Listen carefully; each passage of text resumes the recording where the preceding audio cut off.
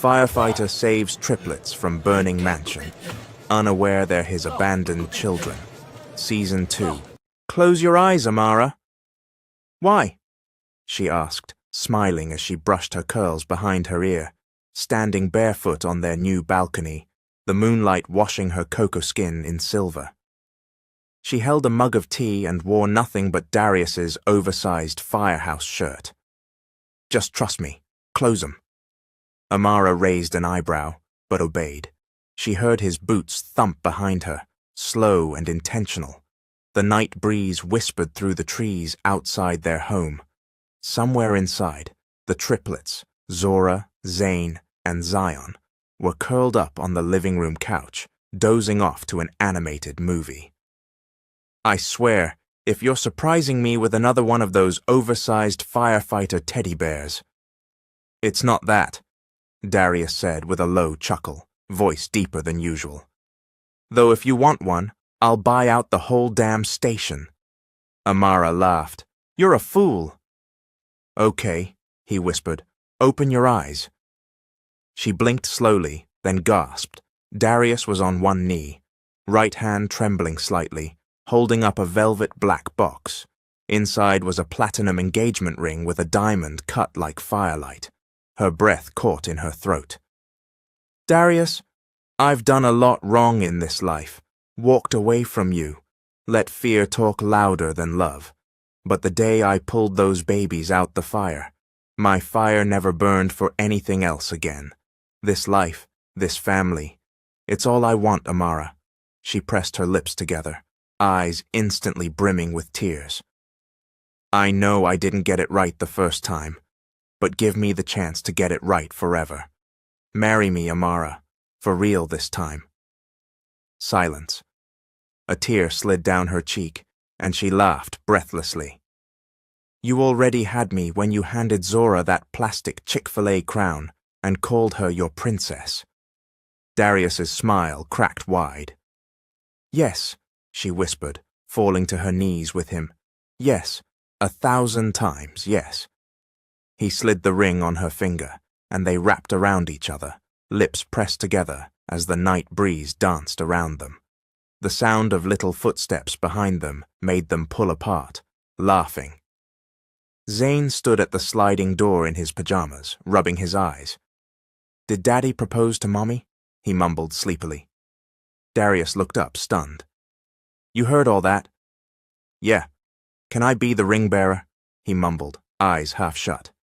Amara snorted. You sure can, baby. Zane turned and walked back into the house, like nothing had happened. They laughed until they cried, but the sweetness didn't last. The call came at 2:16 a.m.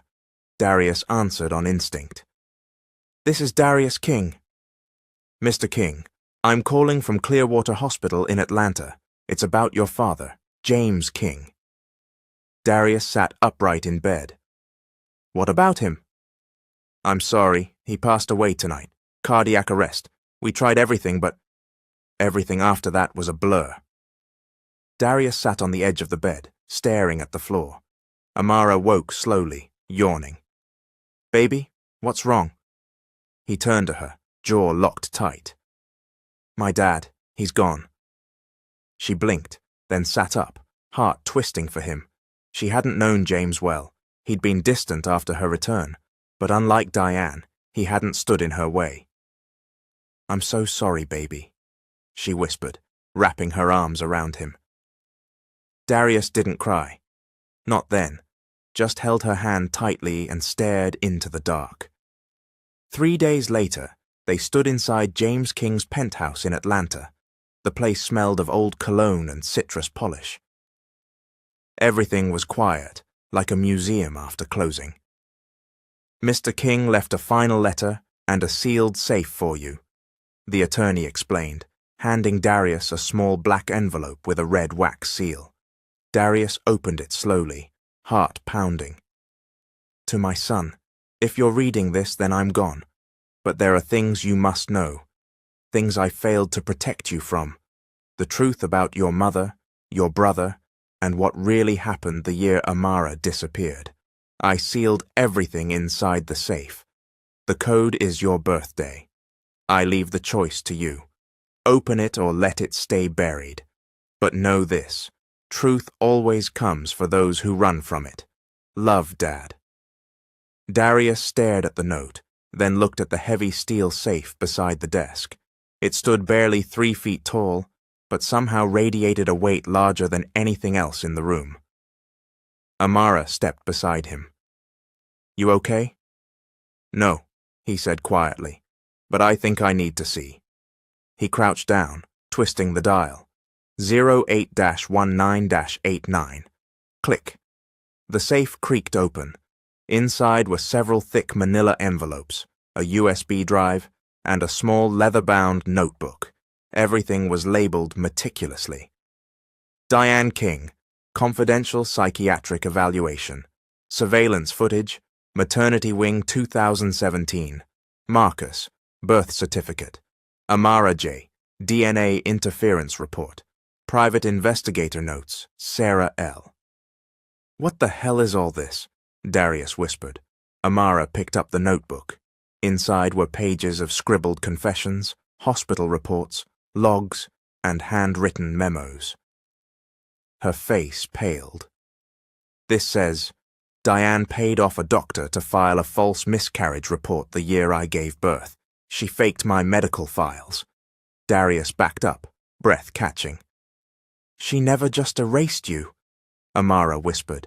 She tried to erase our children. He picked up the folder marked Marcus and flipped it open. His jaw clenched. Marcus is my half-brother, but not from my dad. Amara blinked. What? He's Diane's son from another man. She faked it, lied to my father, raised him as dad's. That's why he always treated Marcus cold. He knew. They stood in stunned silence as the weight of the past unraveled in their hands. She had me institutionalized, Amara murmured, her fingers trembling as she read through a report. That year when I said I couldn't remember anything, she drugged me. That's why I don't remember giving birth. Darius sat back, tears sliding down his face. She took everything from us. Amara knelt in front of him. What do we do now? He looked at her, eyes raw and haunted. If we go public, it'll destroy her. We'll reopen everything. The trial, the press, the city will eat it up. She'll be ruined for good. And if we don't? Amara asked. He looked toward the children's photo on the mantel. Then she walks away, free, no consequences. Amara stared down at the USB in her hand. If we fight, it'll hurt. The kids might get dragged into it. But maybe it's worth it, so no other woman goes through what I did. Darius looked at her, pride and pain etched across his face. I asked you to marry me 3 days ago, and now we're standing on a war front again. She smiled sadly. You're marrying a soldier, not a princess. Darius took her hand. Then let's burn her kingdom to the ground. Are you really about to do this?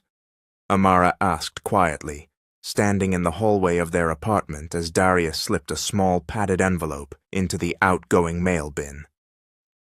Inside it was a flash drive. On it, everything. Hospital documents, surveillance footage, psychiatric reports, all of it pointing to Diane King's decades of deceit. Every lie she'd used to shatter their lives, to control Darius's future, to steal his children before he even knew they existed. He looked at her over his shoulder. His voice was steady, but his jaw clenched with the weight of the decision. I'm not doing it for revenge. I'm doing it so she can't hurt anyone else the way she hurt you. Amara stepped closer. And when the media gets it, when they come for us? He turned to her fully now, brushing his thumb across her cheek. Then we hold the line. As a family, she nodded slowly, but deep down she already knew.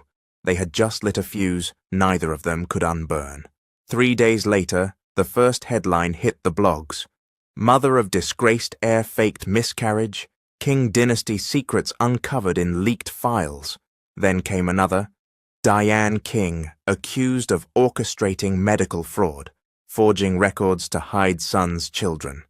And another, Silent No More, Darius King's fiancée, was drugged, institutionalized, and erased from the legacy. The story exploded. Major outlets picked it up within 48 hours. Television crews parked outside the gates of the King estate. Tabloids ran side-by-sides of Amara, holding the triplets with the caption, "The woman they tried to make disappear." And Darius? He was getting calls from every news anchor, legal firm, podcast host, and disgraced cousin, looking for a way back into relevance.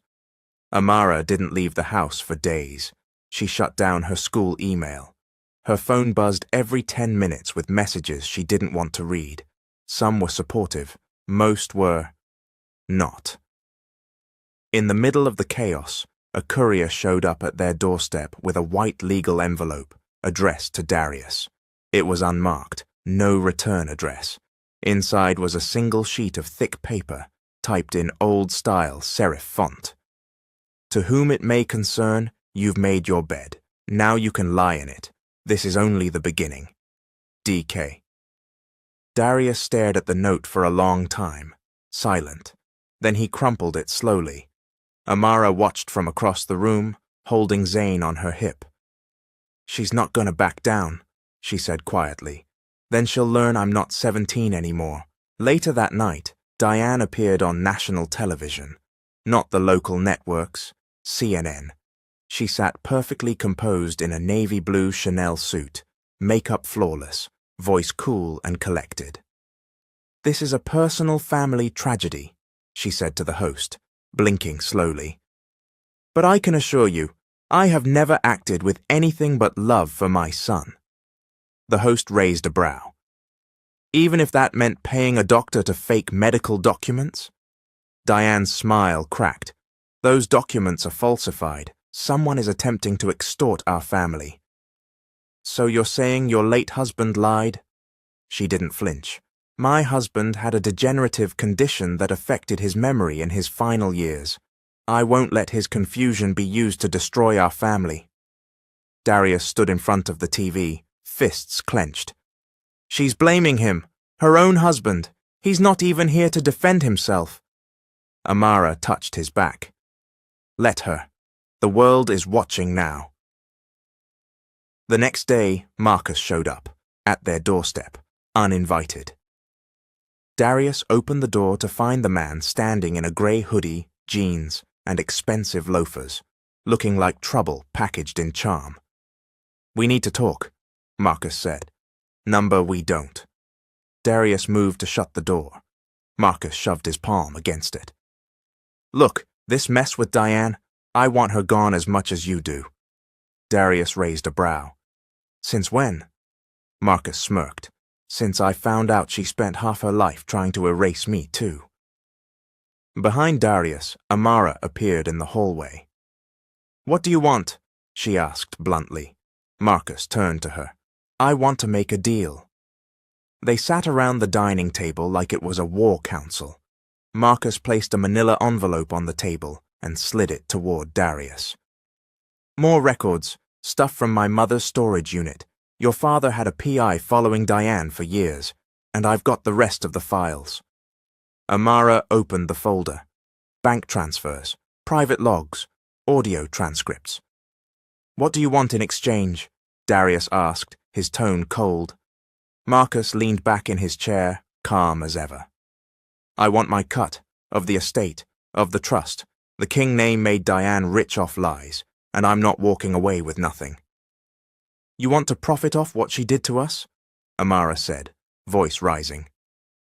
Marcus shrugged. "Call it compensation or call it justice. Either way, we both get what we want." Darius stood. "I'd rather see it all burn than hand you a dime." Marcus smirked. "You're angry, I get it. But be smart, brother. She's still got influence. If you want to take her down completely, you'll need more than leaks and blog posts. You'll need a case." He walked toward the door, then paused. "When you're ready to stop playing nice, you've got my number." He was gone before they could respond. That night, after the kids were asleep, Amara sat at the dining table staring at all the files. "Marcus is dangerous," she said softly. "But he's not wrong. Diane's legacy isn't just about lies, it's about power, and she still has a lot of it." Darius nodded. "We either drag her into the light and watch the whole empire collapse, or we let her rewrite the story while we disappear." Amara traced the edge of the court order still pinned to the fridge. "Do you regret it?" she asked suddenly. Darius looked up. "What?" "Choosing us, giving up the trust, going public." He crossed the room, pulled her gently into his arms. "Every day I wake up next to you and walk down that hallway to 3 sleeping miracles, and I know I made the only choice that ever mattered." She looked up at him. "Then let's finish what we started." "You don't take down a queen with emotions," Amara muttered, flipping open the leather-bound notebook James King had left behind. "You take her down with receipts." She sat cross-legged on the living room floor, documents spread out like war plans. Behind her, Zora, Zane, and Zion played with blocks, arguing over whose tower was taller. Darius walked in, coffee in hand, scanning the table. "How long you been at this?" Amara's curls were wrapped in a satin scarf, her eyes tired but electric. She'd barely slept since the leak broke. "Long enough to find 3 inconsistencies in Diane's timeline," she said, flipping another page. "And guess what? One of her overseas fundraising trips just so happened to line up with the day my medical records were sealed." Darius sat beside her and rubbed his hand down his face. "This ain't just emotional, it's psychological warfare." Amara nodded slowly.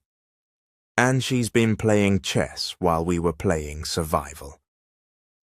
Later that day, they sat in a high-rise office downtown, facing Savannah Cross, a former federal prosecutor turned private attorney. Savannah was in her late 40s, black, with fierce red lipstick and glasses she wore low on her nose. She didn't waste words. "You've got enough here to crack open civil litigation, maybe even criminal, but be clear, you're going up against a woman who spent her entire life laundering truth with money." She flipped through the documents, nodding at each signature, each timestamp.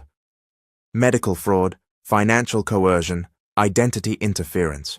You could charge her under RICO if you stretch it, but here's the part no one likes." She looked up at them sharply. "You ready to drag your entire life through the mud? Because when this hits, you won't just be the victims, you'll be the show." Darius shifted in his seat. "I don't care what it costs me. She tried to erase my kids." Savannah leaned back. "That's noble, but you got 3 babies to protect now. What if it costs them their peace, their schools, their safety?" Amara stayed quiet. Savannah's eyes softened. "You want justice? Good. Just don't expect it to come clean. You go to war with a king, you leave with blood on your shoes." That night, back home, the kids were asleep and the apartment quiet. Too quiet. Amara sat on the balcony, legs tucked under her, watching the street below. Darius came out with 2 mugs of tea, sat beside her. "You thinking what I'm thinking?" he asked. She glanced at him. "That this might not be about revenge anymore? That maybe we ain't just fighting Diane. Maybe we're fighting an entire system built to protect people like her." Amara nodded slowly. "Then we burn the whole damn blueprint." Suddenly, headlights flashed outside. A black car crept past their complex. Tinted windows, slowing, just enough to be noticed. Then it drove off. Darius stiffened. "You see that?" Amara nodded. "That's the 3rd time this week."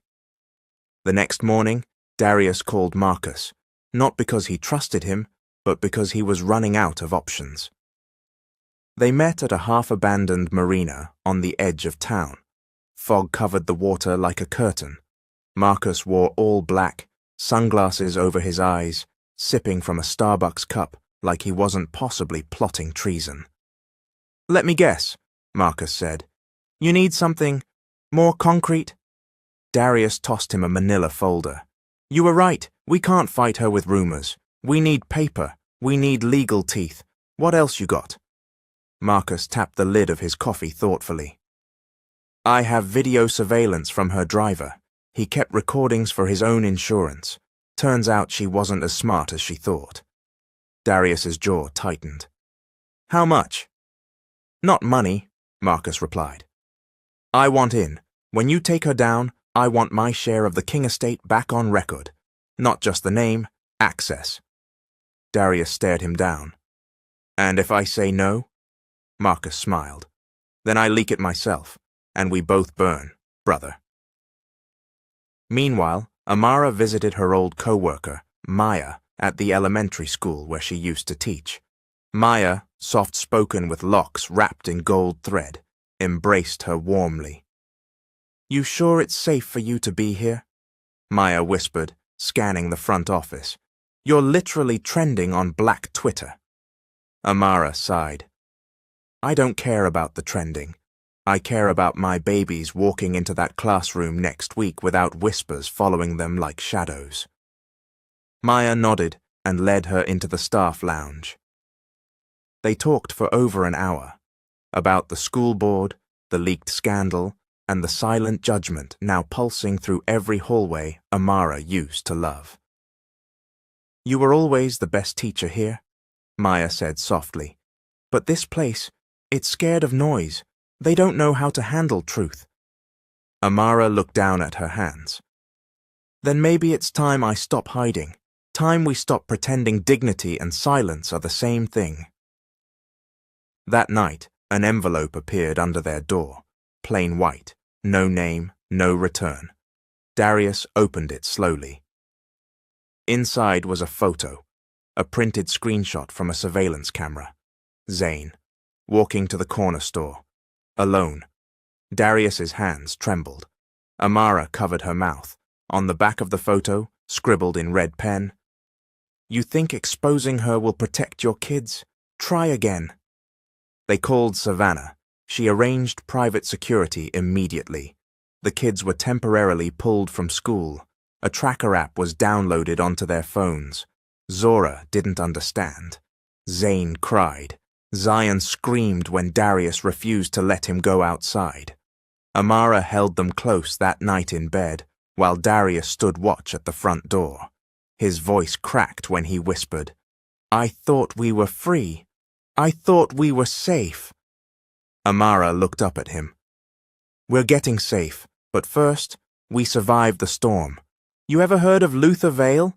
Savannah Cross asked, tossing a file onto the table. Her nails were blood red, her voice razor-sharp. Amara raised an eyebrow. Darius leaned forward, flipping open the folder. The name sounded like something from a Batman villain origin story. Inside was a headshot. Black man, late 40s, rich brown skin, sharp jawline, eyes like broken glass. Darius frowned. Number, who is he? Savannah tapped the folder. He's the reason your mother didn't need board votes to override shareholders. He was the silent investor behind King and Vale, the company your father started before your mum took over. Amara squinted. Wait, Vale? Like the other name in King and Vale? Savannah nodded. That's him, but your mum erased him from every annual report after 2012. The press never questioned it. No one did. But financially, he never left. Darius's blood ran cold. So he's still tied to the estate? Legally, number but off record, absolutely. He still owns 18%, under a shell company. And here's the twist. He wants to talk to you. They met at a private cigar lounge just outside Atlanta, the kind where the walls were lined with mahogany and the air smelled like smoke and old secrets. Darius arrived alone. Amara insisted on staying back with the kids, but her eyes told him not to trust a word the man said.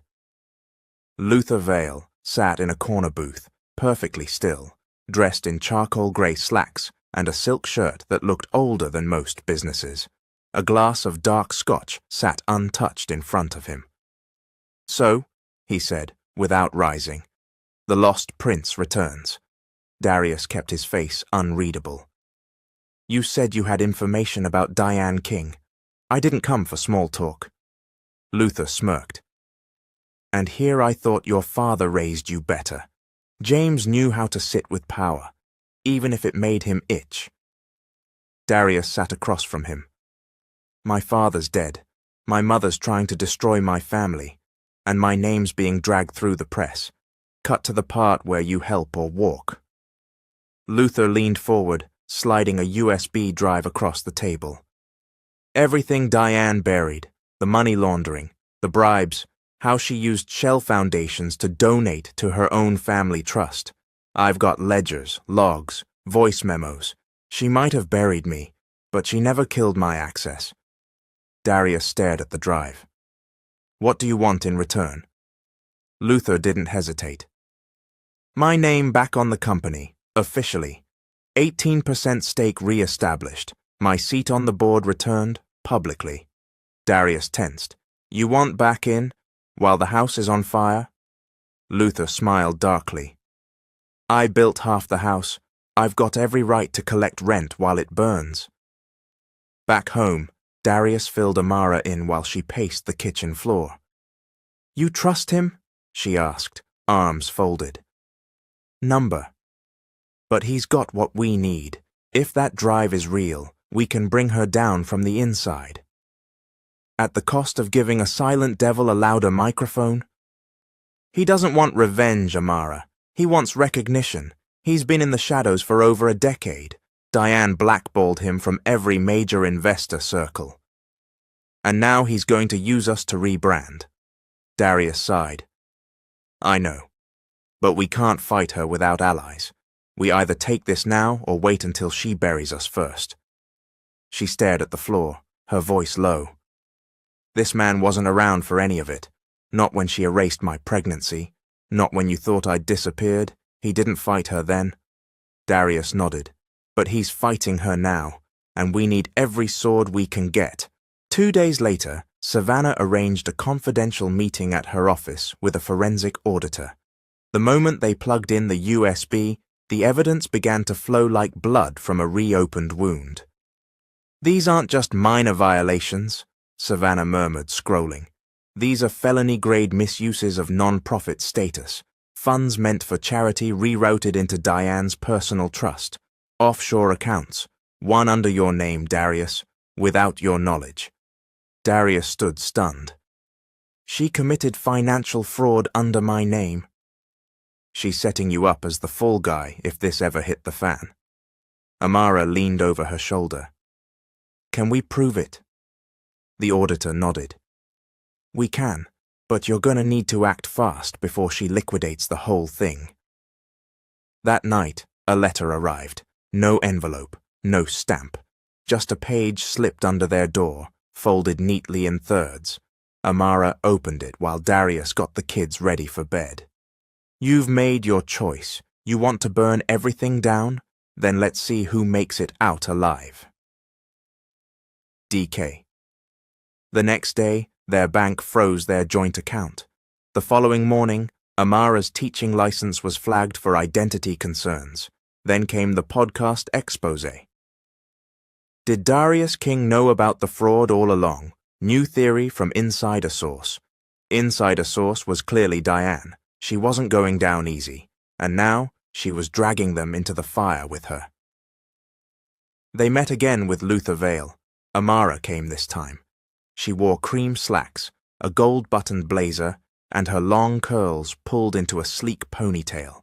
Her expression was razor-sharp elegance. Luther studied her for a long moment before speaking. "Now this is the woman who scared Diane into burning a dynasty." Amara didn't blink. "I'm not here for compliments. I'm here for names." He nodded slowly and slid another folder across the table.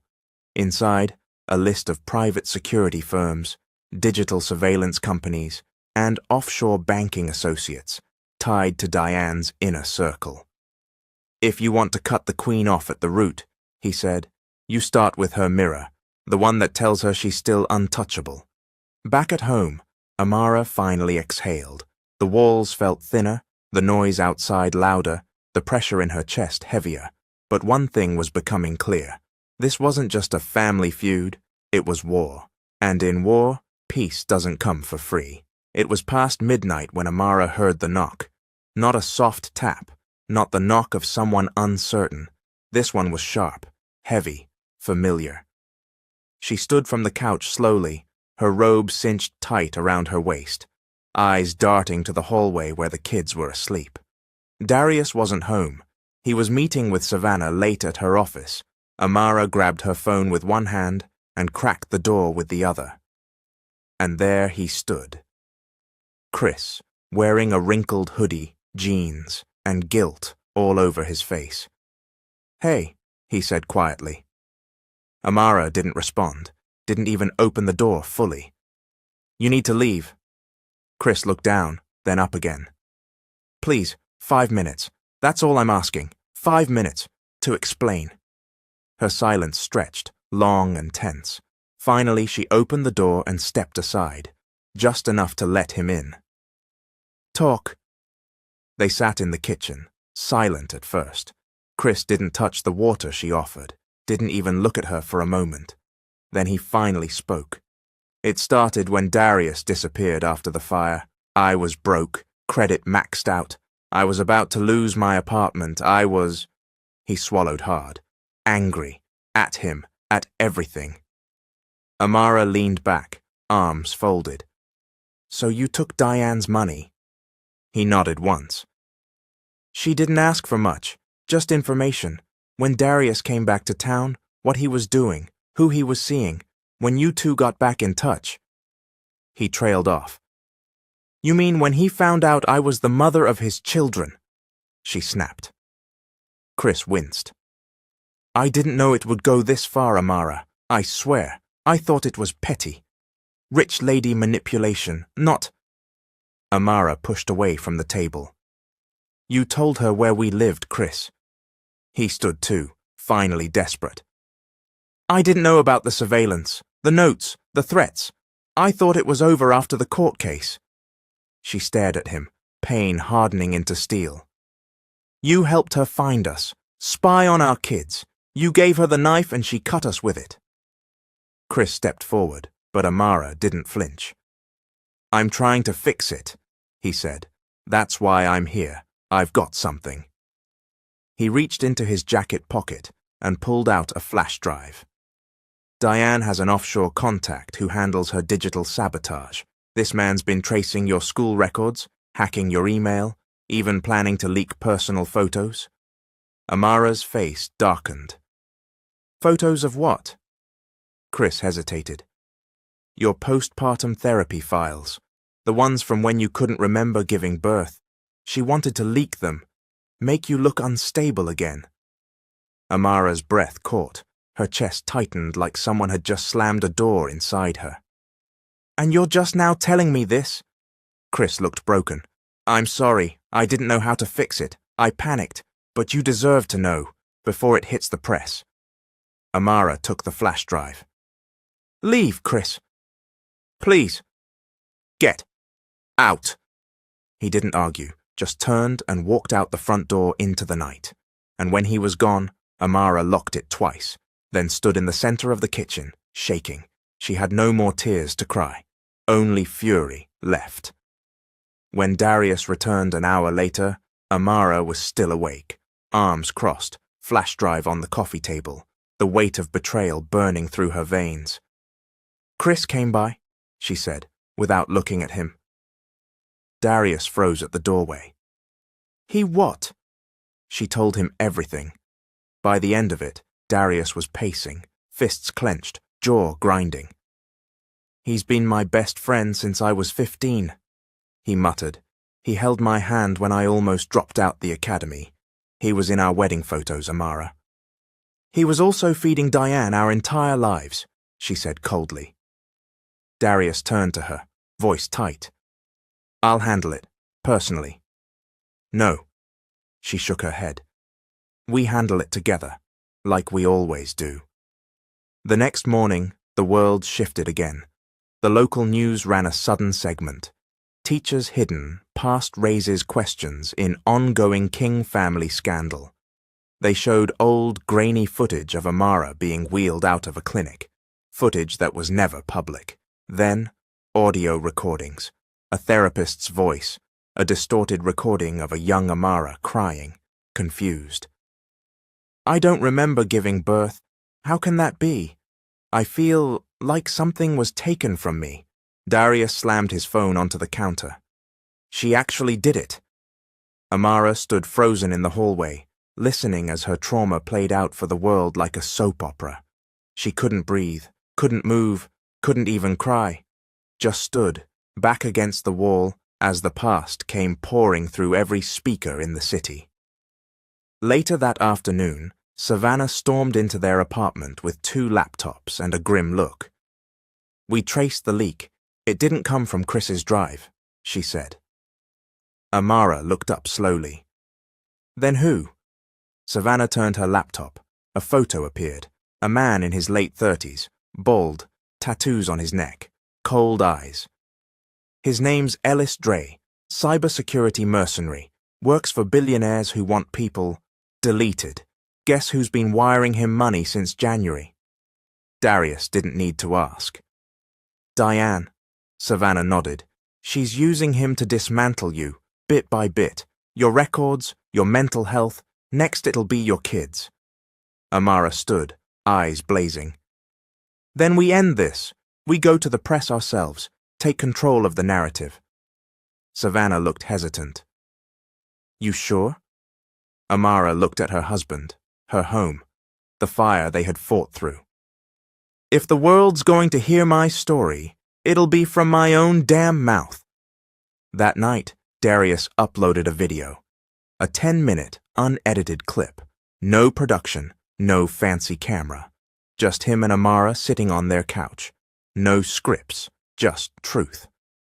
My name is Darius King, and for years I believed my high school girlfriend had vanished. I didn't know she was drugged. I didn't know she was pregnant with my children, because my own mother made sure I never found out. She altered records, paid doctors, and now she's trying to erase the truth again. But this time, we're not staying silent. Amara spoke next. Her voice cracked only once. This is what abuse of power looks like. It's polished, strategic, hidden behind smiles and foundations. But it's still abuse, and it's still trauma. I'm Amara Ellis. I survived it, and I'm not hiding anymore. The video was uploaded at 9:12 p.m. By 11 p.m., it had 1.6 million views. It started with a single tweet. I just watched Darius and Amara's video. My heart is shattered. We need to protect this family. Then came another. If you've ever been gaslit, erased, or discredited by someone with money and power, you already know what this is. By morning, the video had been shared across platforms.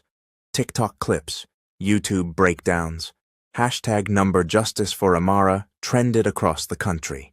Support flooded in from teachers, mothers, survivors. But so did doubt, and Diane's counterstrike was already moving. At 8:03 a.m., Amara's phone rang. Unknown caller. She answered with hesitation, already bracing herself.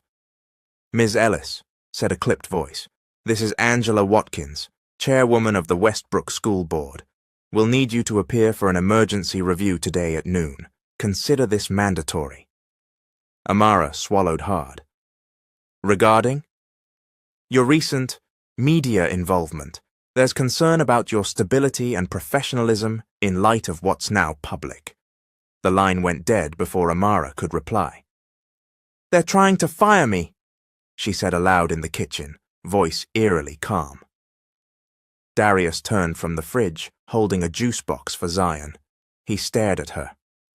What? She lifted her phone.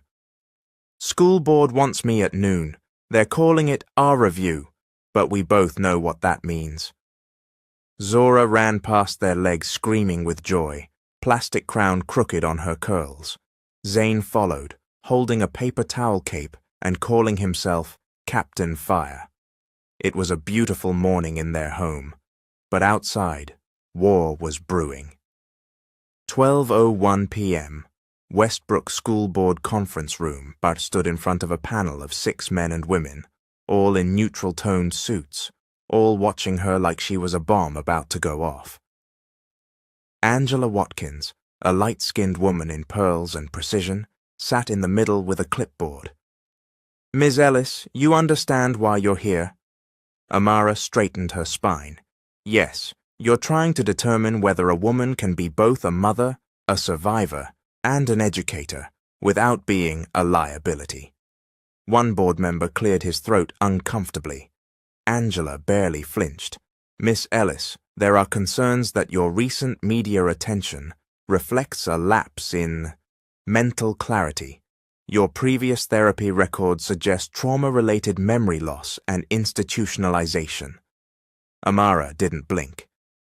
"You mean the records that were leaked without consent and were part of an orchestrated attack against me?" Angela looked down at her notes.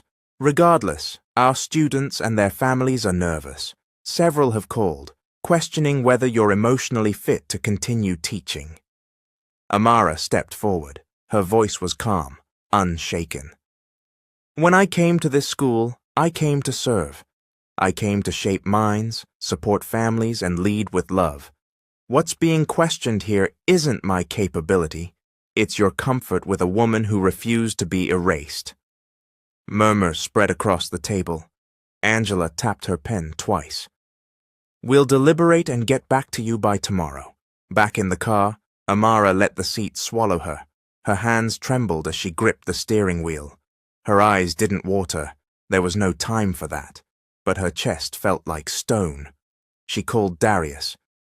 "They're deciding whether or not I get to keep my job." Darius was quiet for a long moment. Then his voice softened. "I'll be waiting on the porch when you get home." At home, true to his word, Darius sat on the steps with a bouquet of wildflowers and a pack of Oreos. He stood as she pulled in.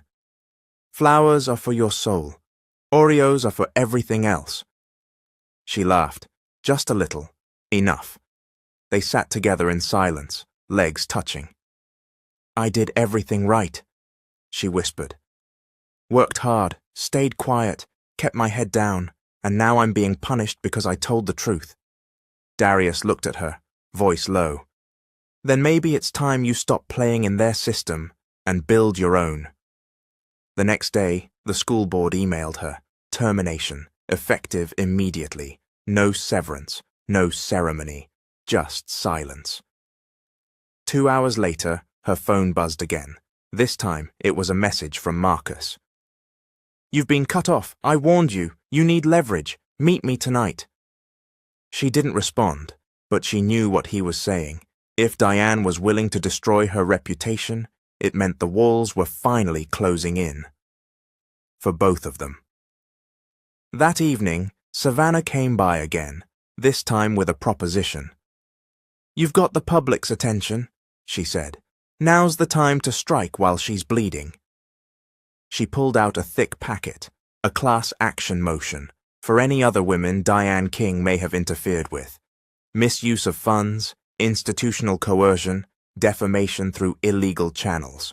I've already found 2 former staffers from the foundation who filed sealed complaints years ago. Darius leaned forward. "You want to sue her? Publicly?" Savannah nodded. "Not just her. The entire King and Vale structure. We make this federal, and we take down everyone who helped her." Amara exhaled. "Do it." That night, after the kids were asleep, Amara stood on the balcony. Her phone buzzed again. Blocked number. 1 voicemail. She played it. Diane's voice. Cool, icy, calculated. "You may have the world's sympathy today, Amara, but the public is fickle, and your children. They'll suffer more than you ever did. You think you're a heroine, but you're just a footnote in a dynasty that was never meant to include you." Click. Amara stared out at the dark skyline, then deleted the message. No tears, no reaction, just resolve. Meanwhile, in a downtown studio, a producer clipped parts of Darius and Amara's video for a segment titled The King Collapse, a love story in flames or a power grab disguised as truth. As the host recorded the voiceover, the producer received an email. Subject: Unseen footage. Attachment: King Family Archives 0413.move inside. A new leak, one that showed Amara, years ago, stumbling out of a hospital room, disoriented, confused, and next to her, a woman with sunglasses and a scarf, guiding her, whispering in her ear. The timestamp: April 13th, 2017, the day Amara disappeared. The face under the scarf: Diane King. The silence was different tonight. Not soft, not peaceful. It sat in the air like broken glass, invisible but sharp enough to cut. Amara moved through the kitchen without a word, her movements precise, robotic. She poured juice for Zane and Zora, cut Zion's sandwich into little stars just the way he liked them. Her face showed nothing. Darius sat at the dining table, elbows on knees, eyes locked on a laptop screen full of legal documents Savannah had sent over. Their children chatted in the living room, watching cartoons. But even they felt it, that edge in the air. They didn't ask questions, they just stayed quiet.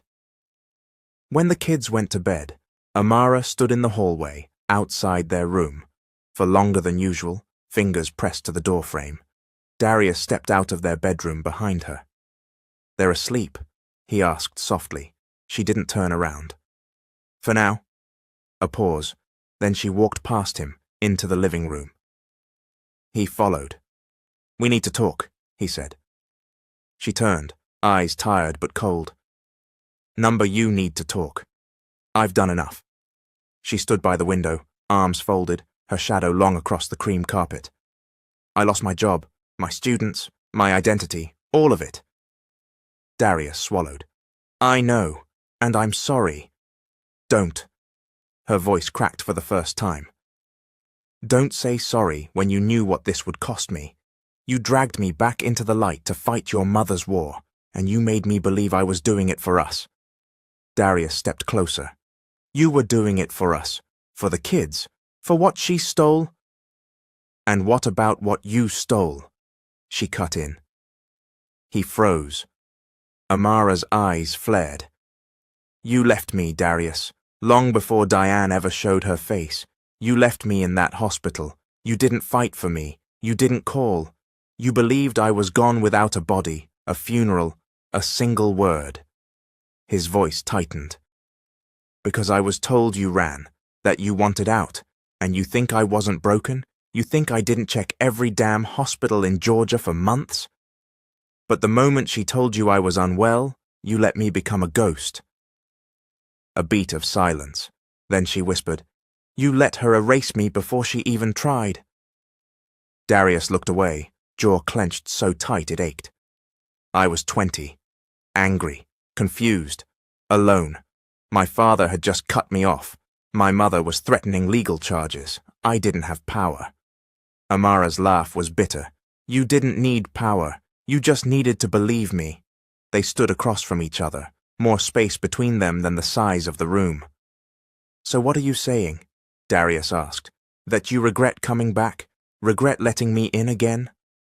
She stared at him, then sat down, burying her face in her hands.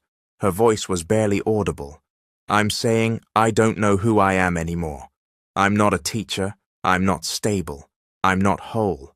I've been in fight mode so long, I don't even remember what peace feels like." He dropped to his knees in front of her. "You're the mother of my children. The reason I'm still breathing. That makes you more whole than anyone I've ever known." She looked up at him, eyes red-rimmed, face flushed with exhaustion. "Then why does it feel like we're losing everything?" Suddenly, a small voice interrupted. "Mommy!" They both turned. Zora stood at the edge of the hallway, holding her stuffed bear, her eyes wide with fear. Behind her, Zane and Zion peeked around the corner. "Why are you yelling?" Zane asked softly. "Did we do something bad?" Amara's heart shattered. She stood instantly, walking over and kneeling in front of them.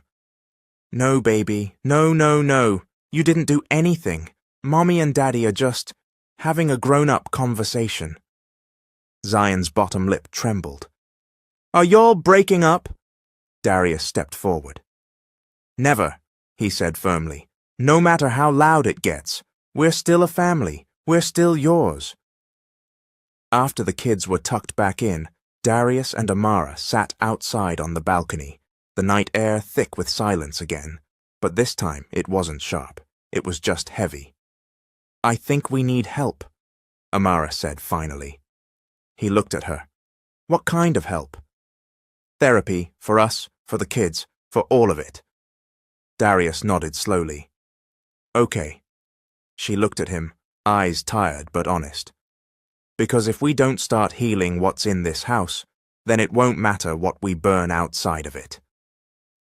The next day, Savannah called with news. "Your video just hit 7 million views, but Diane just filed an injunction with the state board. She's trying to freeze the investigation pending digital manipulation of evidence." Amara laughed bitterly into the phone. "She's claiming we faked the surveillance footage?" "Not just that," Savannah replied. "She's claiming you're mentally unfit to stand trial, that you're emotionally unstable, and that Darius is too close to the situation to provide credible testimony." Amara nearly dropped the phone. Darius took it. "Let her come. Let her throw every grenade she has, because the minute she steps into that courtroom, we'll bury her with truth." Later that week, they met with a family therapist. Black woman, early 40s, calm voice, room filled with soft cushions and kid drawings. The children sat together, holding hands. Darius sat beside Amara, their knees touching. "What brings you all here today?" the therapist asked gently. Darius looked at Amara, then at their children, then finally said, "We're not trying to fix what's broken. We're trying to keep what matters from falling apart." The envelope sat unopened on the kitchen counter all morning. It was thick, sealed with legal tape, and marked with 3 words, "DNA results enclosed." Amara eyed it while feeding the kids breakfast. She poured cereal for Zane, peeled oranges for Zion, and smiled through their questions about cartoons and superheroes, but her eyes kept drifting back to that damn envelope. Darius walked in at 10:42 a.m., fresh from the gym, sweat still clinging to his temples. He paused the moment he saw it. "That's it?" Amara nodded. "It came early, overnighted." He stared at the envelope like it might bite him. "You sure you want to open it today?" Amara raised an eyebrow. "You trying to avoid the truth now?" Darius sighed. "Number, I just know once we open it, everything changes." Again. She walked to him, pressed the envelope to his chest. "Then let's stop holding our breath." They opened it together at the dining table, just like they had months ago when they first read the custody ruling against Diane. Darius unfolded the letter slowly, heart pounding.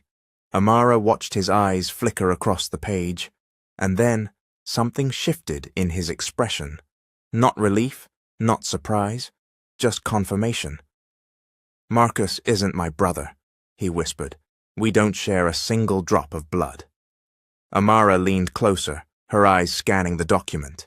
2 names, 2 DNA profiles, 0 biological match. "She really lied to my father," Darius muttered, stunned. "Raised another man's son under his roof. Let me grow up thinking Marcus was family." Amara sat back slowly. "That means Marcus has no legal claim to the king estate." Darius looked up, breath shallow. "And no legal tie to me."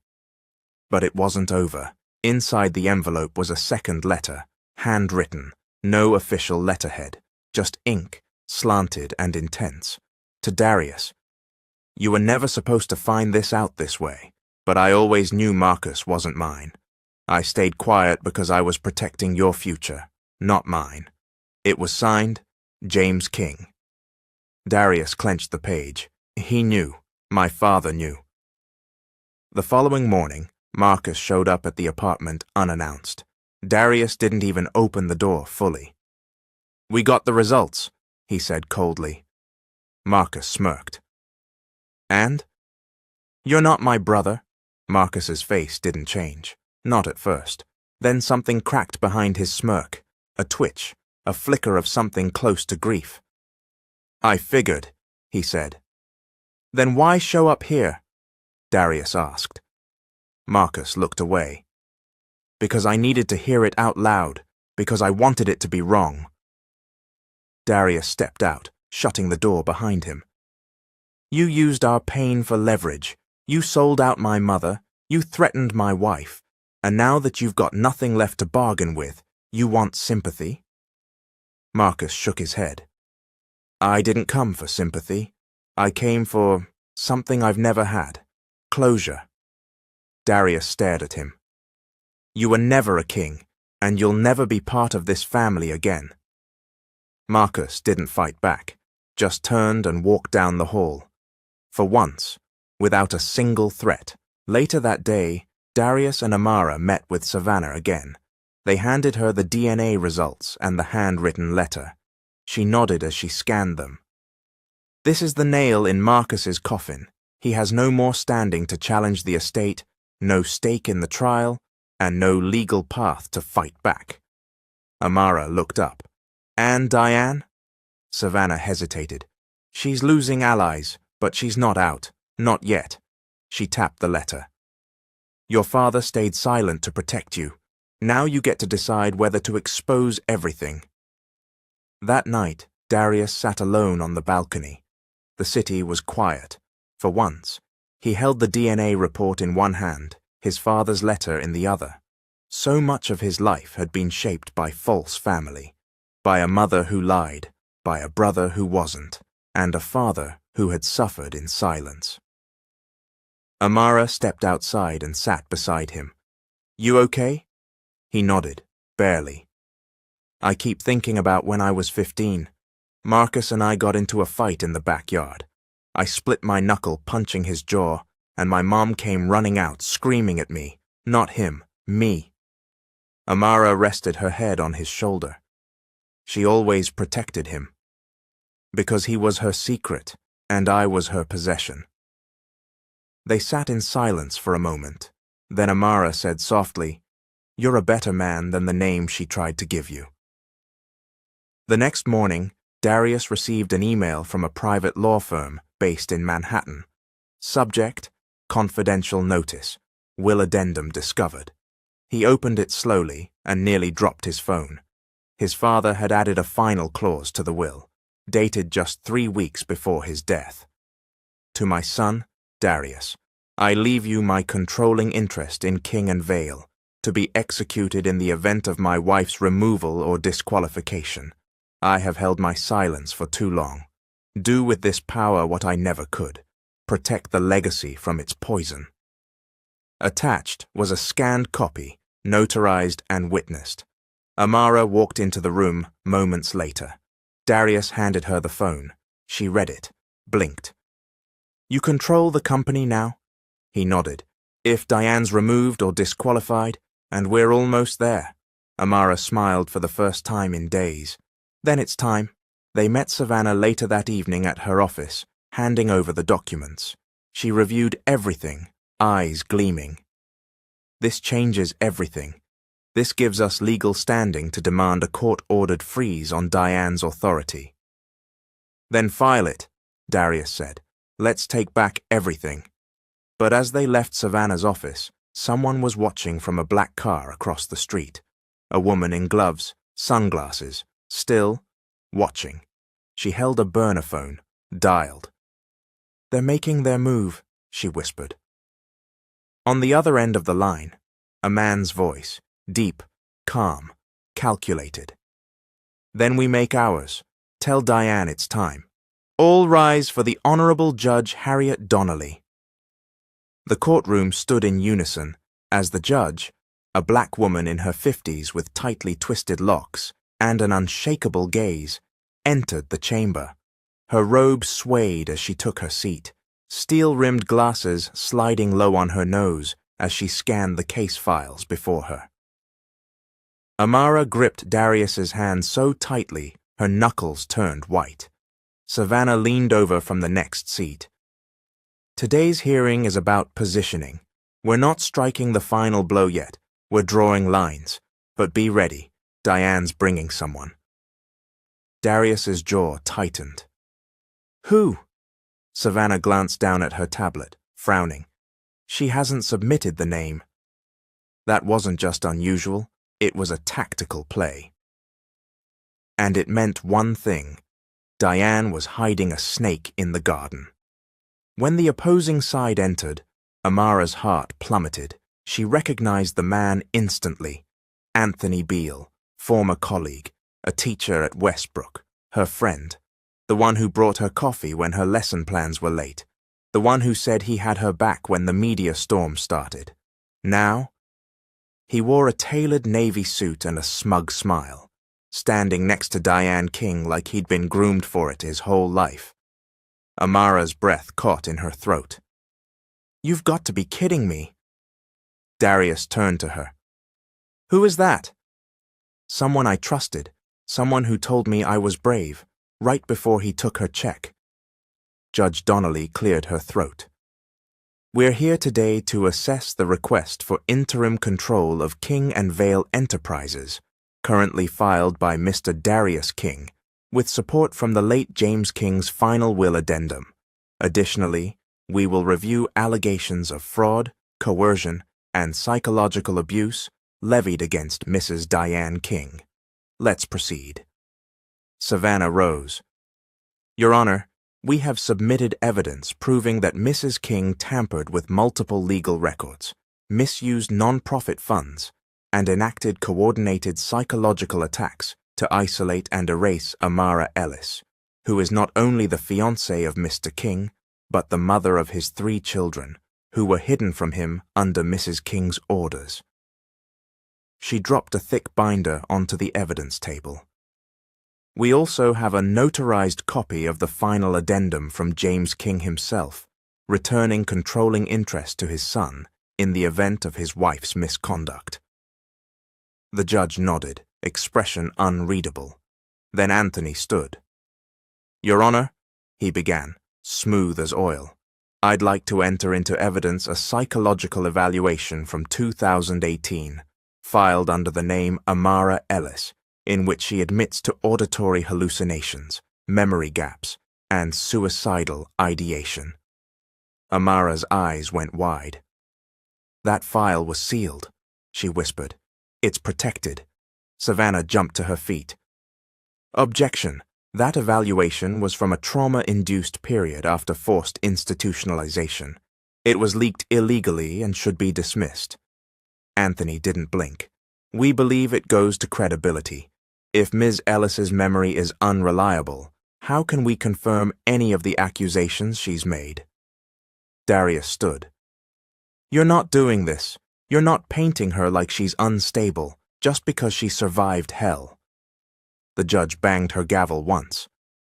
Mr. King, control your voice, or I'll hold you in contempt. Sit down. He sat. Amara's hands trembled in her lap. Savannah stepped close. He's playing dirty. Diane fed him this. But we're not done yet. After recess, the room grew heavier. Judge Donnelly turned to Anthony. You've made serious claims against Ms. Ellis. Are you prepared to support them with direct testimony? Anthony smiled. Actually, yes. I'd like to call myself to the stand.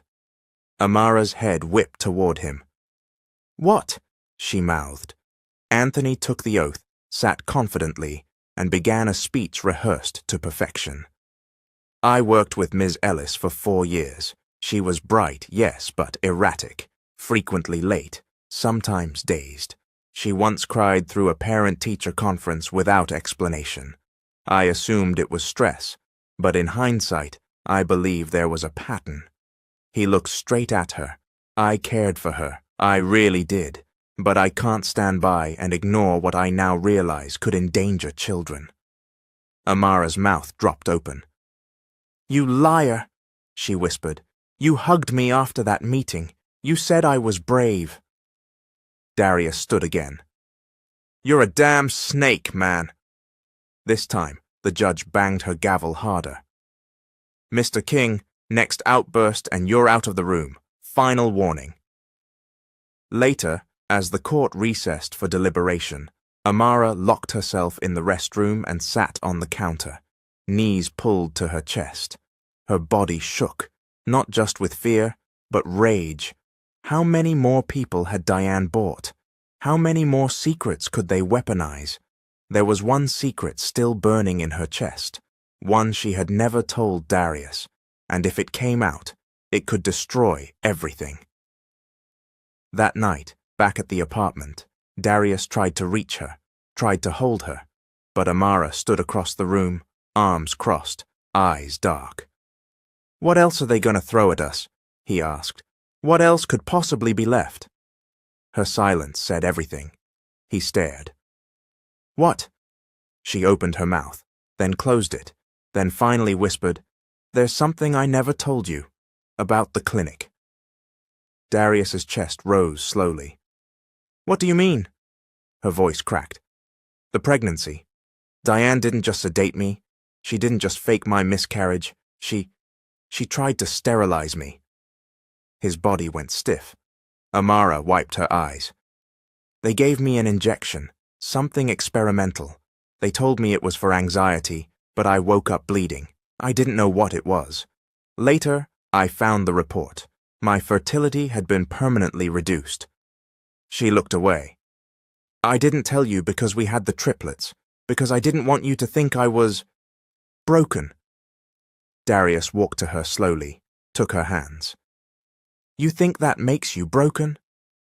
"It makes me terrified that if we ever wanted another baby, I might not be able to give that to you." He touched her face gently. "You already gave me everything I ever needed. The kids, this family, you." They stood in silence, forehead to forehead. Later that night, a message came through from Savannah. From "Court ruling delayed. Judge wants to see sealed records from James King's private archive. The original will. We need to find it." Darius frowned. "There's only one place left to look." Amara looked up. "Where?" "The King estate, the old vault."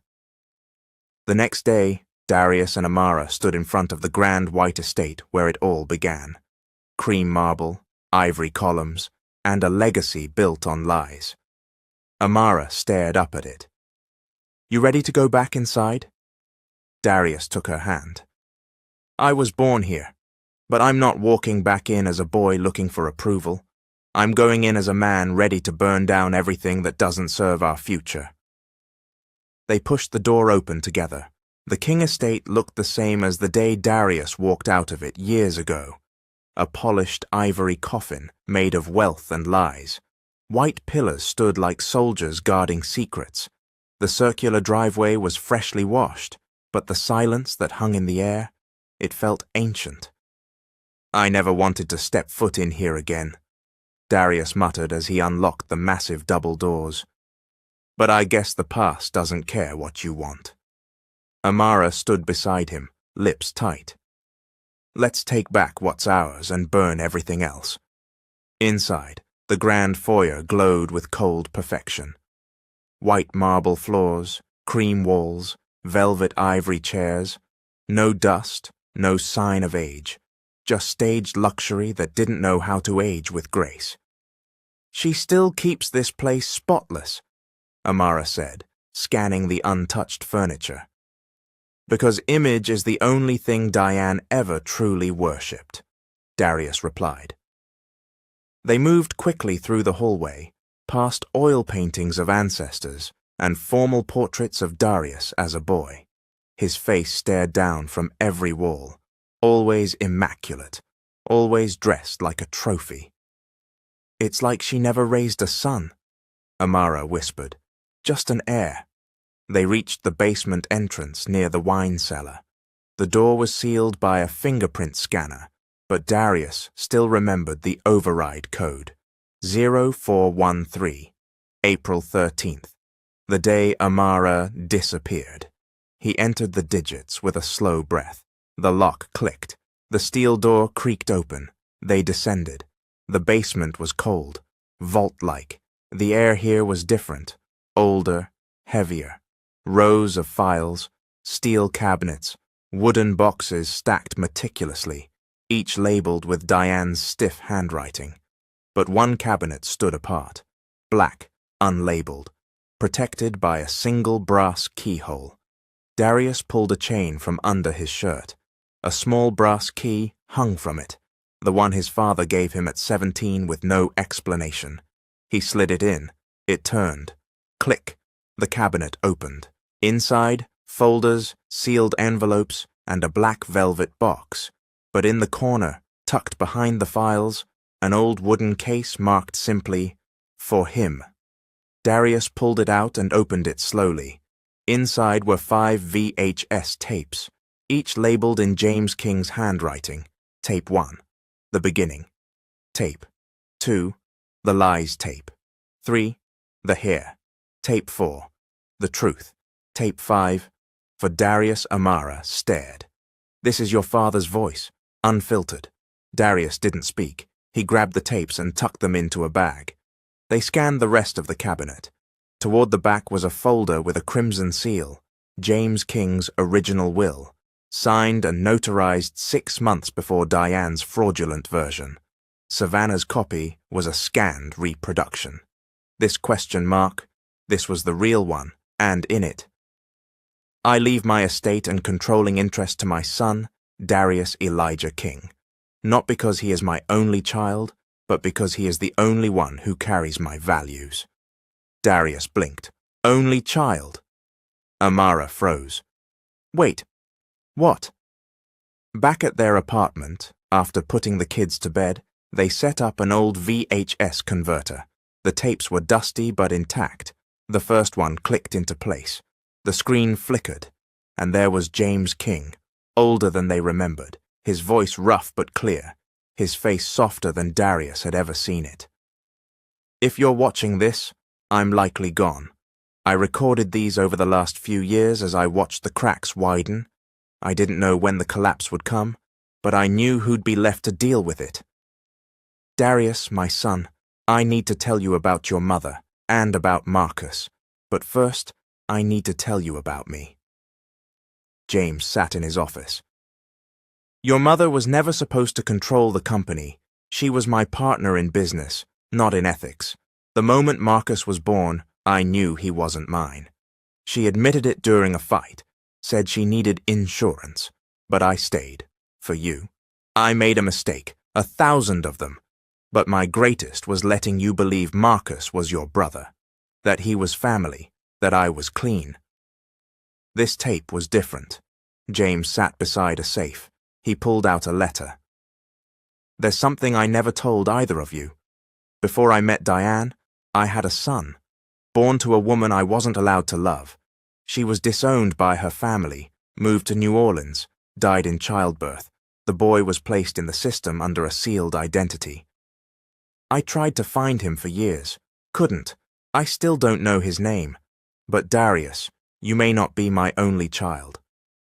I just pray. You're my only king. This one was recorded in the study. I kept all the documents, the deals Diane made, the foundations she faked. I didn't stop her, but I documented everything, maybe because I hoped you'd be stronger than me.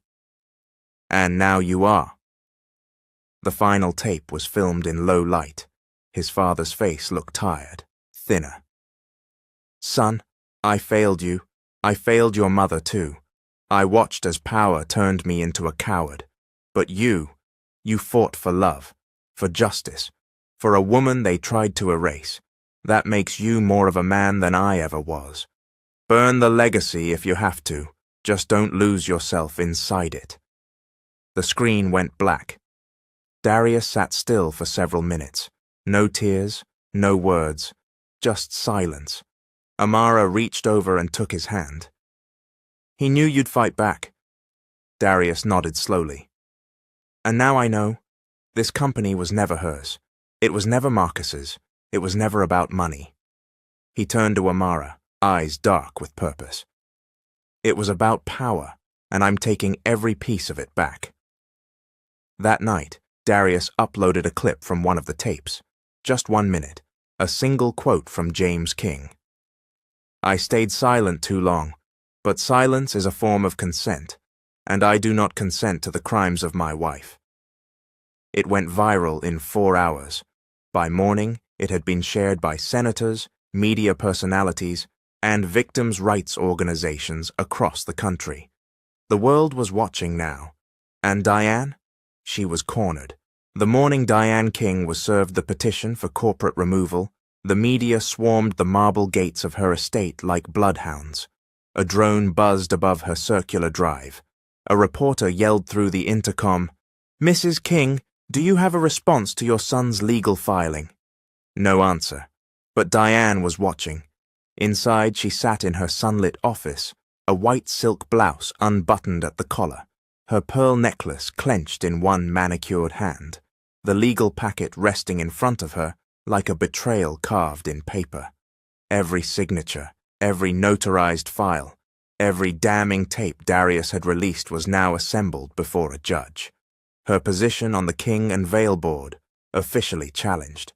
And worse, the court had granted temporary freezing of her access to all corporate accounts, pending the outcome of the trial. She was bleeding power by the hour. At Savannah's office, Darius, Amara, and Savannah stood around a conference table, flanked by 2 new attorneys and an official from the State Business Commission.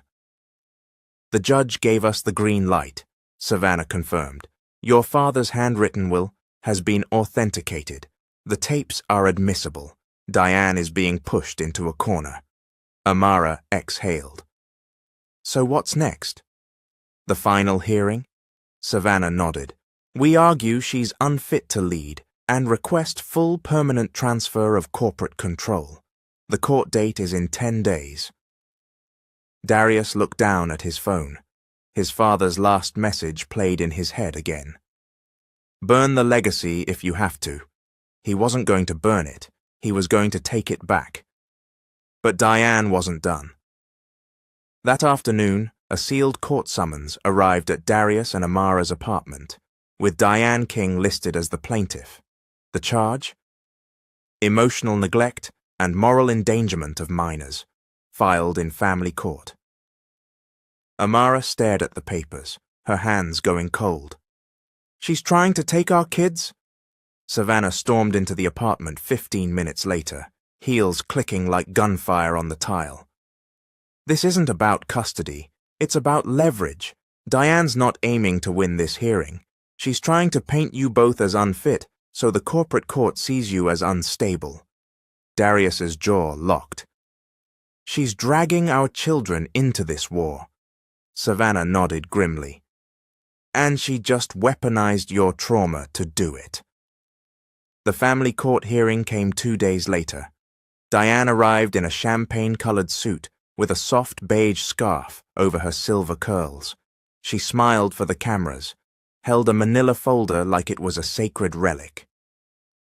Inside the courtroom, she sat across from Darius and Amara, like royalty facing rebels. Her attorney rose first. We are here today because our client is deeply concerned about the welfare of her grandchildren. She believes Mr. King and Ms. Ellis, due to their chaotic past, public breakdowns, and media war, are creating a toxic environment that endangers the emotional well-being of the minors. He held up a folder. We will submit photographic evidence of shouting, surveillance footage of Miss Ellis having an emotional collapse, and an audio file of the children expressing fear during a verbal altercation between the parents. Amara flinched. That night, they recorded it. The fight, the kids in the hallway, Zion asking, Are y'all breaking up? Diane had it, and now the court did too. When Savannah stood to respond, her voice was calm, but sharp enough to cut steel. Your Honor, what Mrs. King calls evidence of chaos is, in fact, the proof of recovery. This is not a family in disarray. It's a family surviving public violation. Ms. Ellis was kidnapped from her own identity.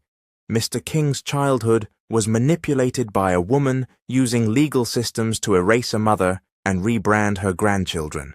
And now, that same woman wants to paint herself as the savior of the very lives she helped fracture. She looked directly at Diane. There is no case here, just a dying grip on power. The judge, a thick-chested black man in his 60s, named Judge Micah Fulton, narrowed his eyes behind gold wire-frame glasses. He didn't say much, just asked, "Has the Department of Family Services raised concerns?" The clerk flipped through notes. "No, Your Honor. Home inspections passed, no complaints. All children are thriving." The judge turned back. "Then why are we here?" Diane's lawyer stood again. "Your Honor, this is a preemptive concern. We believe the children are in danger of witnessing long-term emotional trauma due to—" The judge held up a hand. "Belief is not evidence." He turned to Diane directly. "You got something to say?" Diane stood slowly. She didn't look at the judge. She looked at Amara. "You stole my son," she said quietly. "And now you've stolen my legacy." The judge stared at her. "Mrs. King, sit down." An hour later, the ruling came. Custody and guardianship remain with Mr. King and Ms. Ellis, petition dismissed with prejudice, which meant it could never be refiled. Amara exhaled for the first time in days. Darius stared at Diane across the aisle. Her lips barely moved, but he saw them form the word. "Checkmate?" He shook his head. "Not yet." Back at the apartment, the triplets waited with Chris, who was slowly working his way back into their cautious circle after exposing Ellis Dre's hacking. Zion ran into Amara's arms. "Did the bad judge say we can stay?" She hugged him tightly. "There's no bad judge, baby. Just a brave one. And yes, we're staying." Zane pointed at the TV. "There's people outside again." Darius looked out the window. More reporters, more cameras. But this time they weren't calling for blood. They were calling for answers. Later that night, Darius sat on the balcony with Savannah. Amara stayed inside with the kids. Savannah passed him a new file. "Diane's last move? She's calling a shareholders' emergency vote to have you removed as heir. Her final card.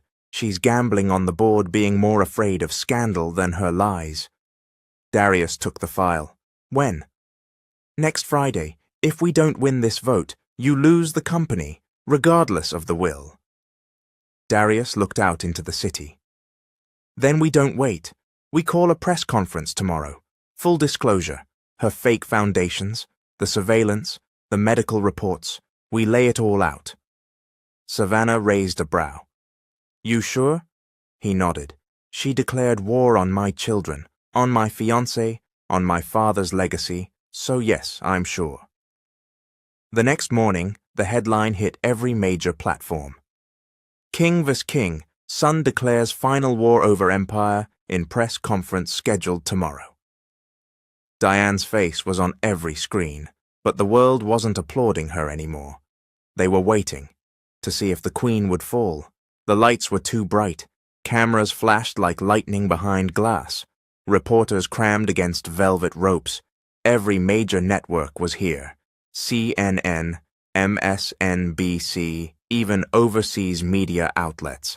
The conference hall buzzed with energy, curiosity, and the scent of scandal waiting to unfold.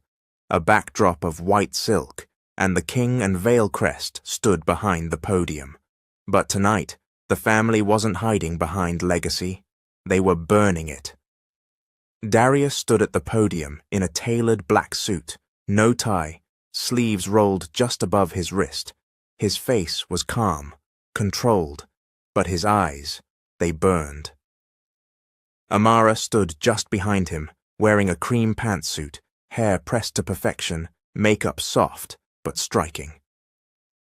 Savannah stood off to the right, ready to feed any evidence or files that needed display. The lights dimmed slightly. Silence fell. Darius stepped forward. "Good evening." He waited. Cameras flashed again. A sea of phones recorded every breath. "My name is Darius Elijah King, son of the late James King, heir to King and Vale Enterprises, and tonight I'm not here to protect a name. I'm here to correct it." He reached down and held up a flash drive. This contains over 327 documents, legal, medical, financial, all pointing to one truth. Diane King abused her power, falsified records, committed psychological warfare, and attempted to erase the existence of the woman I love and the children she bore me. He glanced back at Amara, then continued. She forged custody records, paid off a psychiatric clinic to institutionalize Amara without consent, ordered surveillance on our children, and when confronted, she weaponized the press, hacked sealed documents, and tried to rip our family apart. Gasps rippled through the crowd. Savannah stepped up and placed folders on the table beside him. These files include bank transfers to offshore accounts tied to Diane King's private investigator, digital communications with a hacker for hire named Ellis Dre, and a handwritten will from my father that restores full control of the company to me, signed and notarized before his death. He paused, then softly, "For years, I worshipped my mother. But I know now, I was loving a crown that had rusted. Tonight I lay it down." Then Amara stepped up. Her voice didn't shake. Her back stayed straight. Her presence quieted the room. "I'm not here to play victim," she said. "I'm here to say that when a system fails you, when a mother-in-law turns into a predator, when your voice is stolen, when your memory is questioned, you fight." She turned toward the cameras. "My name is Amara Ellis. I survived Diane King. I survived silence, and I will raise my children with truth, not terror." The room exploded in applause. After the conference, the internet erupted. Irinjishua burned the crown. Justice for Amara. King Uncrowned media sites ran the press conference in full. TikTok activists dissected every clip. Former King and Vale employees came forward with their own stories. 3 ex-board members submitted affidavits supporting Darius's claims, but not everyone clapped. The next day, inside the King and Vale corporate boardroom, the real war began. The emergency shareholder vote had been triggered. 23 voting seats. 12 needed to remove Diane permanently and transfer all corporate control to Darius. Darius stood in the front of the glass conference room beside Savannah. Diane sat at the end of the table, in all white, her lips tight, face unreadable. "Let's vote," the chairwoman said. Votes came quickly, hands raised, names called, the numbers climbed, 7, 8, 9, 10, 11, and then, "Mr. Leon Chambers," the chairwoman called. Leon, a family friend of Darius's late father, one of the old guard. He looked at Darius, then at Diane, then slowly raised his hand. "I vote to keep Diane King in position." The room froze, gasps, murmurs. Darius blinked. "Leon!" Leon's jaw was tight. "I'm sorry, son. I knew your father. But this company, it needs stability, not fire." Savannah leaned in and whispered, "That's vote number 13. She wins." Darius's heart dropped. Amara stood behind the glass wall, frozen in place, holding Zion's toy in her hand like it was a lifeline. Diane stood slowly, calm, collected. "The vote is final," the chairwoman announced. "Mrs. Diane King retains her seat and authority over King and Vale Enterprises." Darius turned to her. "You bought him," he whispered. "You knew you couldn't win without blood, so you bought memory." "Loyalty." Diane stepped closer, voice soft. "Your father taught me how to win, Darius, and I just did." She turned to the board. This meeting is adjourned. Outside the building, Darius walked straight into the blinding light of a dozen news cameras. But this time, he didn't speak. He didn't smile. He just walked straight past them, down the marble steps, into the car where Amara sat waiting. He climbed in, slammed the door. The silence between them was unbearable. Finally, she whispered, "We did everything right." Darius looked out the window. Sometimes justice doesn't come with applause. But inside Diane's office, something was wrong. She locked the door, sat behind her desk, opened her laptop. An alert blinked in red. Account frozen. Fraud investigation pending. She clicked another folder. A file appeared. Project Echo. She opened it and found copies of all her emails, bank records, and private correspondences uploaded to a secure cloud drive, one she hadn't authorized. Then a video began to play on its own. Darius's face appeared. "Hi, Mom. You thought this was over, but you forgot one thing. The world saw you win the vote, but they didn't see what you did after. Every illegal transaction, every offshore deal, every forged signature. It's already been sent to federal prosecutors." At that moment, across the city, the FBI raided the private headquarters of King and Vale's offshore trust. Agents burst through the doors, papers seized, hard drives taken, and Diane King. She sat frozen at her desk as the screen flashed. You lost the war. 3 days after the FBI raid, Diane King was arrested in the lobby of her own corporate tower. The footage was surreal. Flanked by 2 agents in black jackets, Diane stood tall in her ivory suit, hands cuffed in front of her, her expression unreadable. Her silver hair was twisted into a chignon, her pearl earrings still in place. No screaming, no resistance, just silence, as if she were walking to a board meeting. 1,000 cameras caught the moment. Social media devoured it within seconds. The Queen has fallen. Power finally met truth. The final crown trended worldwide. At the King estate, Darius stood in the once sacred office, where portraits of patriarchs once loomed. Now the walls were stripped bare. A few boxes sat open, remnants of James King's legacy. Amara stood beside him, arms folded, eyes scanning the room. "You gonna keep any of this?" Darius picked up a brass nameplate from the desk.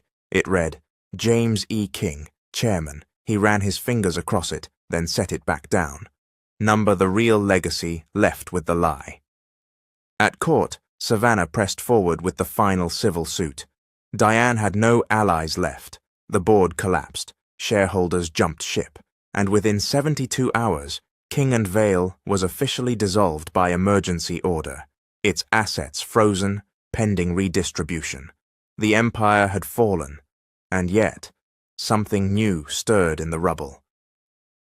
Back home, Darius, Amara, and the kids sat around the kitchen table, eating pancakes on paper plates. Zora had chocolate syrup on her forehead. Zion kept pretending his fork was a sword. Zane was deep in a math puzzle he refused to share.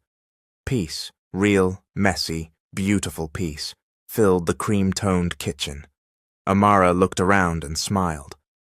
"We don't need thrones," she said. "We built something better." Darius smiled back, then reached into his pocket. "I was waiting for the right moment." Amara raised an eyebrow. "What are you—" He stood up, pulled out a box, dropped to one knee. The kids gasped. Zora covered her mouth. Zion clapped. Zane whispered, "Oh, snap!" Darius held up a ring, a brilliant oval-cut diamond set in a platinum band, shimmering with sunlight. "You've held this family together through war, lies, trauma, and fire. You were my home when I didn't have one. Will you marry me, for real this time?" Amara blinked back tears, then whispered, "Yes." He slid the ring on her finger. The kids screamed. Zora ran in circles. Zane yelled, "She said yes." Zion asked, "Can we have cake now?" That night, while the kids slept, Darius and Amara sat on the balcony. The air was cool, the sky wide. "What now?" she asked. He shrugged. "We rebuild, our way, no boards, no bloodlines, just something clean." Amara rested her head on his shoulder. "And the tapes? The files? The rest of the story?" Darius looked out at the horizon. "We let the world decide what to do with it. We told our truth. The rest belongs to history." Across town, Diane sat alone in a holding cell, still in her white suit. No makeup, no pearls. Just a folder of legal files and a photograph tucked inside her sleeve. A photo of Darius as a baby, cradled in her arms. She looked at it for a long time, then tucked it away. Not a word spoken, not a tear shed. The queen had fallen, but even queens mourn in silence. 3 months later, a brand new non-profit launched in Atlanta under a new name, the Ellis Foundation. Its mission, legal support and therapy resources for victims of institutional abuse, wrongful commitment, and psychological manipulation. At the launch gala, Amara stood on stage in a white satin gown, curls cascading over her shoulders, the triplets beside her in matching suits and dresses. Darius stood behind her. She spoke into the microphone. "For years I was told I was unstable, that my memory couldn't be trusted, that my truth was a threat. But healing is not a weakness. It's a revolution." Thunderous applause erupted. Later that evening, on the rooftop of the venue, Amara and Darius danced beneath string lights. No music, just the hum of the city below. "We did it," she whispered. Darius nodded. "We survived the crown." She grinned. "Now let's build an empire of our own. Here comes the end of Season 2. If you're interested in Season 3, comment Mr. Hope Season 3.